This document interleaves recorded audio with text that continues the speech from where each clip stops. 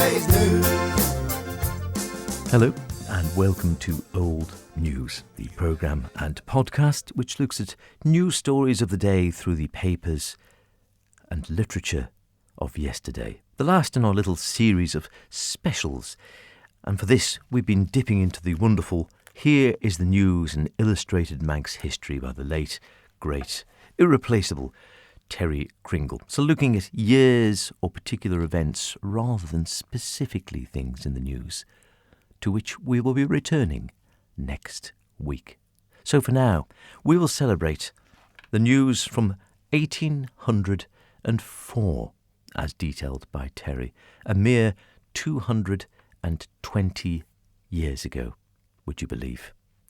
Amazing stuff. And one story might sound vaguely familiar. However, we do hear that the work on the Duke of Athol's new residence was nearing completion in that year of 1804. Where was this? Well, of course, the Castlemona, standing, as it was commented, in a commanding position in Douglas Bay, but at that time marked as being around a mile outside the town, which gives you an impression of how much Douglas has sprawled over the last 200 years. The work's been going on for the past few years, Terry reported. It's the biggest single building project to be undertaken in the island in modern times. It was commissioned by the Duke following his appointment as Governor, as Governor-General that was, in 1793. As head of a prominent Scottish noble family, he had resided mainly in Scotland since he succeeded to the title in 1774.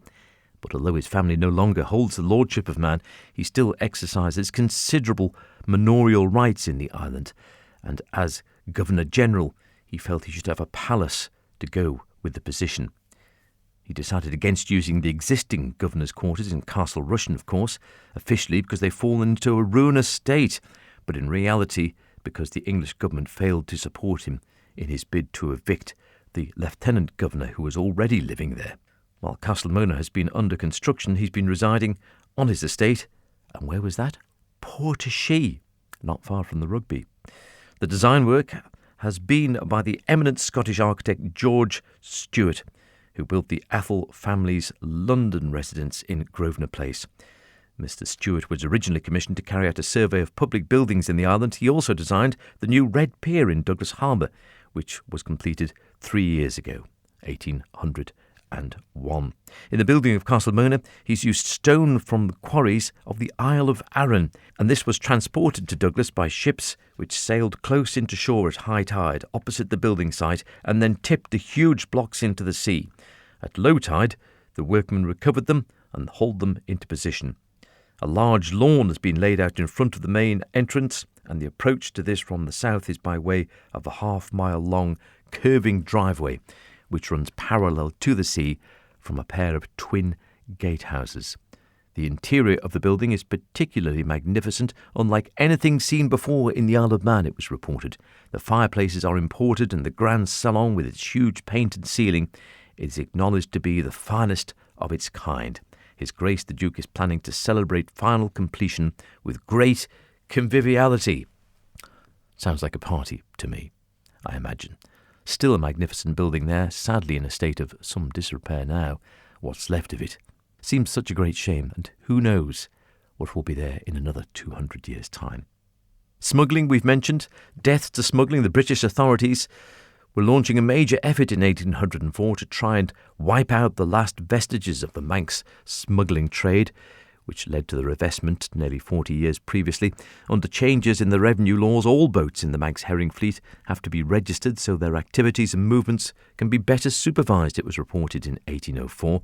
There was also a big increase in the number of customs officers based on the Isle of Man and more armed revenue cutters based in Manx waters.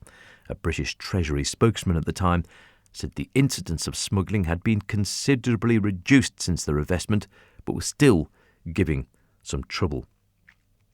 And a story which was in the news in 1804 and frequently makes the news in 2024, the state of the roads. The standard of highway repair on the island has been criticised as indifferent in spite of increased expenditure approved by Tynwald. A report to the court says one of the reasons for the situation is neglect of the duties on the part of the parochial surveyors. The report adds that more public funds will have to be made available. It points out, however, that there have been considerable improvements in the last 40 years, with many highways reaching 18 feet in width. This has made it possible for wheeled carriages to be used in the island for the first time. 1804, the first wheeled carriages. There was a call for more Manx Bibles.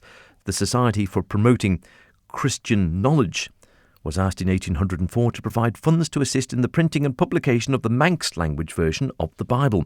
The work of translation was carried out through a large part of the last century by the clergy of the island, strongly encouraged by the great Bishop Hildesley. But since his death in 1772, little has been done to make Manx Bibles, and also the Manx version of the prayer book, more readily available to the people of the Isle of Man. And that's why the Society has been called on by the members of the clergy anxious to complete Bishop Hildesley's work. And finally, Douglas, in 1804, took delivery of one of the first so-called lifeboats, now to be found stationed around the coasts of the British Isles.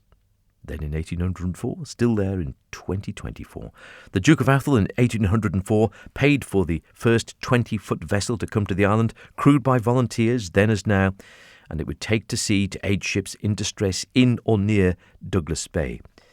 Its safety feature, well, it had extra buoyancy because of the use of cork in the construction of the hull. The vessel was kept in a state of readiness in a cove above Douglas Head. I wonder where that was. And the Duke is a member of the Royal Humane Society, who followed the example of other society members around the country who donated similar lifeboats to their communities. A philanthropist, one might say.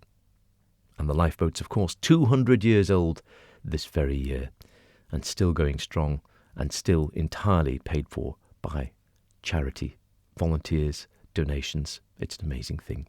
Don't forget, you can listen to the podcast, of course, straight after this is broadcast, and we'll be returning to the standard format for old news after this little sojourn into specials next week. Until then, cheerio. You're gonna be yesterday's news.